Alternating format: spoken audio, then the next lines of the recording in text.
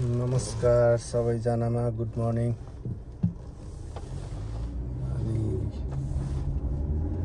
यो जङ्गलको एकदम बीचमा आइपुग्यो। बाटो एकदम राम्रो रहेछ।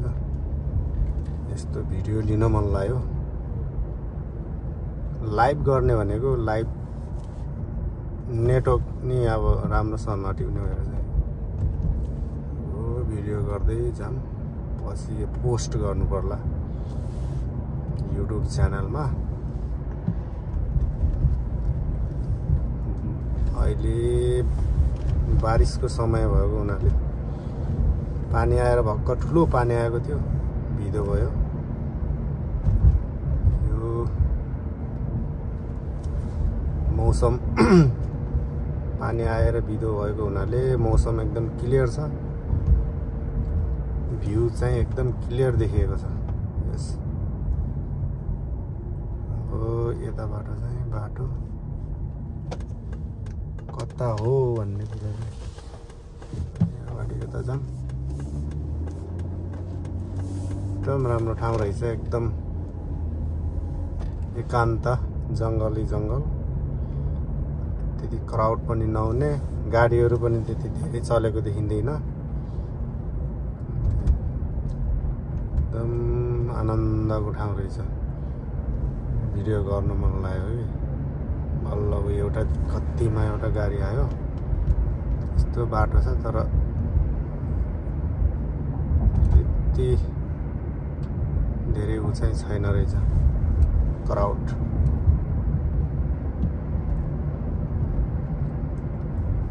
यो ठाउँलाई के ठाउँ भन्छन्, म पनि डेलिभरी गर्ने क्रममा यतातिर आइपुगेँ। त्यसोतिर एकदम हाइटमा आए जस्तो लाग्यो। यति डाँडामा आए जस्तो लाग्यो। हेर्नु त कति आनन्दको ठाउँ छ। बाटो एकदम भिरालो छ क्या, यहाँ हाइटमा आए जस्तो लाग्यो।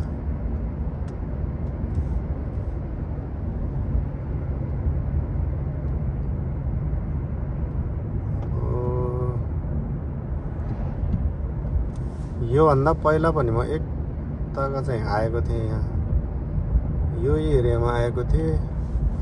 यतातिर ताल रहेछ तर बिर्सिएँ मैले यो ठाउँ कुन हो भनेर। कताबाट आएको थिएँ तर कता जानुको लागि आएको थिएँ। चाहिँ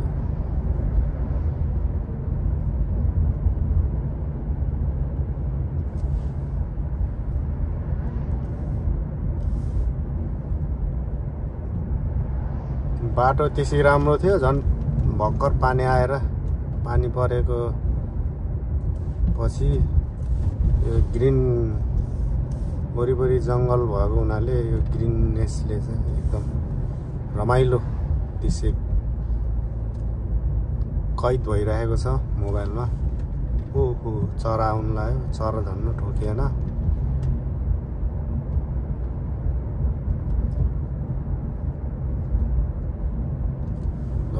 कति राम्रो ठाउँ छ। माथि डाँडामा आएर रहेछ। डाँडाबाट तल तल झरिरहेछ। यसो नौडाँडातिरको उकालोतिर तल झर्दाखेरिको भास दिइरहेको छ। हाम्रो नेपालमा पनि यसरी यस्तो गरेर चाहिँ व्यवस्थित बाटोहरू कहिले बन्छ।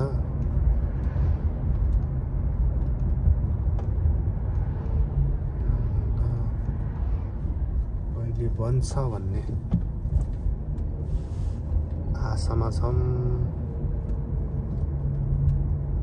300 मिटरबाट दायाँ भनौँ।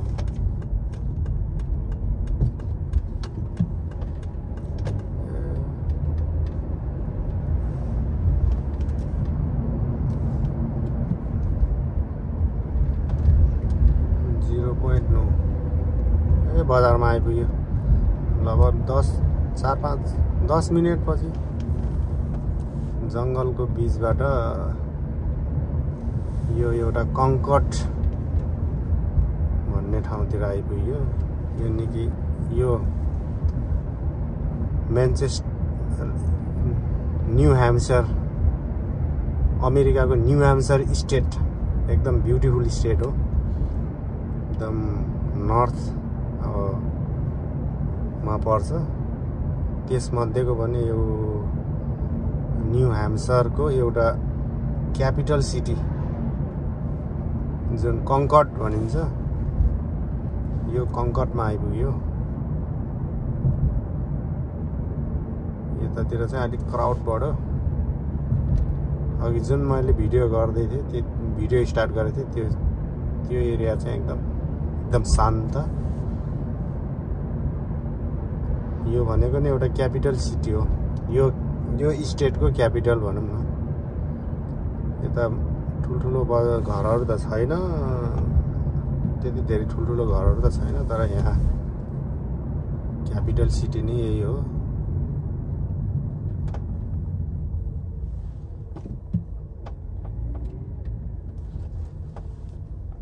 त्यसले गर्दाखेरि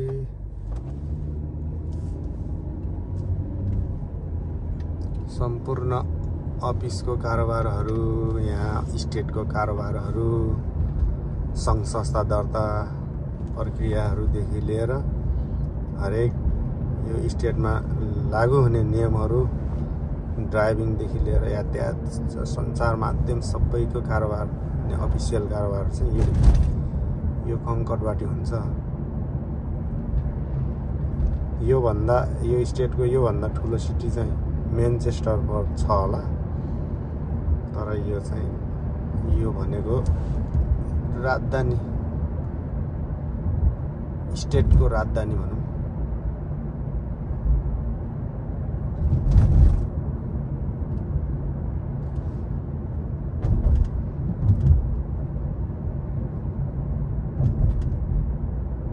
यसरी विकास भएको छ भनौँ।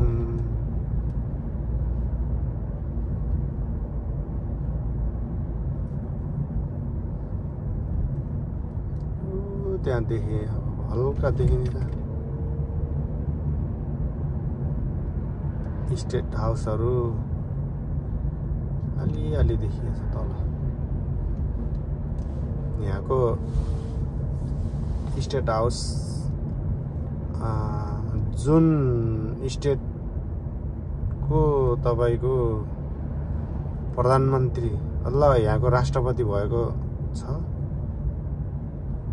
त्यो स्टेटको माथि टप चाहिँ सुनको जलप लगाएको हुन्छ अरे। त्यही भएर यो न्यू ह्याम्पसायरबाट पनि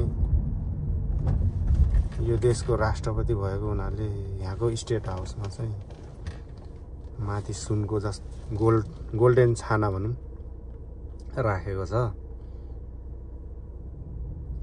त्यही ठाउँमा पुगिने रहेछ अहिले। यता यहाँबाट अलि देखेको, क्यामेरामा चाहिँ देखेको छैन। अब यहाँबाट सिधा गयो भने चाहिँ त्यही स्टेट हाउसमा पुगिन्छ।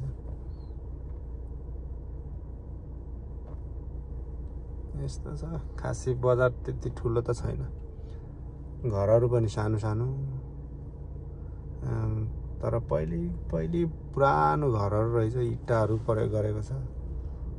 त्यही भएर नि धेरै पुरानो घरहरू, यो मेन बजारतिर चाहिँ पुरानो घरहरू चाहिँ इट्टाहरूबाट नि निर्माण गरिएको छ भने माथि चाहिँ पछि निर्माण गरेको घरहरू चाहिँ अहिले नयाँ आधुनिक किसिमको डिजाइनबाट बनेको छ। अनि यो बाटो पनि अलिकति पहिले बनेको भएर होला अलिकति साँघुरो नै छ। यस्तो इट्टाको घरहरू छन्। मान्छेको क्राउड पनि त्यति छैन। यो एकदम अमेरिकाको जाडो ठाउँहरू मध्येमा पर्छ, तर एकदम शान्त स्टेट, एकदम क्राउड जिरोमा। यो चाहिँ एउटा नम्बर 1, नम्बर 2, नम्बर 3मा आइरहेको छ यहाँ, किनभने मान्छेहरूको भिड पनि छैन। अनि यतातिर एकदम शान्त छ। कोर्स पक्कै पनि अब मान्छे क्राउडले गर्दा पनि एउटा समाजमा एउटा चाहिँ विकृति ल्याउने, त्यसपछि विकृति आउने, त्यसपछि झैझगडा हुने, एक आपसमा विवाद हुने गर्दा। तर यो सहरमा मान्छे थोरै भएर नि होला, त्यति क्राउड पनि छैन, त्यति हो हल्ला पनि छैन, यहाँको मान्छेहरू पिसै छन्।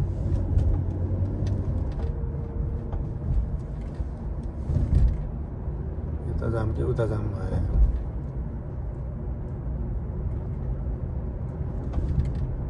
स्टेट हाउस देखिए त कता गयो यार?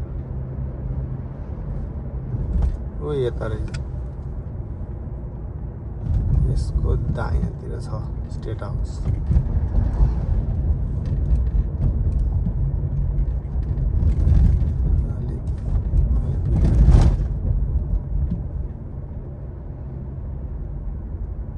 ल यही हो अब मेन बजार भनेको यहीँनिर हो।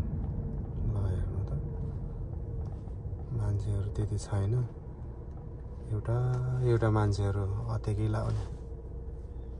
मान्छेको जिन्दगी यस्तै छ, कुन ठाउँमा जन्मियो, कुन ठाउँ कहाँ आएर यस्तो जिन्दगी चलाउनु पर्छ। अन्त आफ्नो आफ्नो विदेशमा नेपालीहरू विदेशमा छरिएको पीडा सबैलाई थाहा छ होला, त्यो त भोगेको सबैले। तर पनि के गर्नु, जिन्दगी चल्न त चल्छ, पिरै पिरमा छ भने जस्तो। अब म चाहिँ उता गएँ, यही हो मेन बजार भनेको यहीँनिर हो। अब उति त्यहाँ चाहिँ Everest momo, new Everest momo भनेर चाहिँ नेपाली पसल रहेछ। यसमा खानुपर्ने गएर मोमो।